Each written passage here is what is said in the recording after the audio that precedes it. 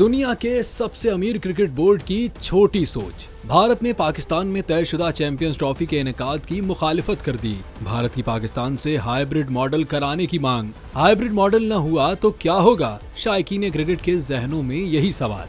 ICC champions trophy 2025 में भारतीय team के पाकिस्तान आने से इनकार के बाद हाइब्रिड मॉडल की बाज़गश्त सुनाई दे रही है। ताहम पाकिस्तान इवेंट की पूरी मेजबानी अपने मुल्क में करने पर बज़िद है। भारतीय मीडिया ये दावा कर रहा है कि पाकिस्तान ने हाइब्रिड मॉडल को मुस्तरद किया तो मेजबानी भी छिन सकती है, जबकि टूर्नामेंट को जनूबी अफ्रीका मुंतकिल किया जा सकता है। वाज़ेह रहे कि चेयरमैन पीसीबी मोहसिन नकवी पहले ही कह चुके हैं कि हाइब्रिड मॉडल के ऑप्शन पर कोई बाज़ाब्ता बातचीत नहीं हुई है और न पाकिस्तान इस पर गौर कर रहा है, न किसी को तवक्को रखनी चाहिए।